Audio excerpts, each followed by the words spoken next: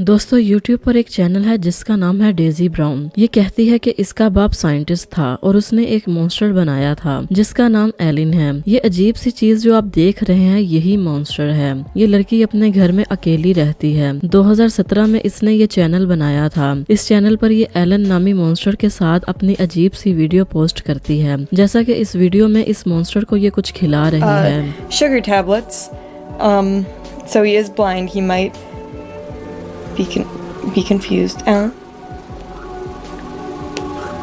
एक और वीडियो में ये उसका मेकअप भी कर रही है। Okay, so it's pretty sheer. एक और जगह इसने दिखाया कि ये मॉन्स्टर अब बड़ा हो रहा है और बातें भी करता है।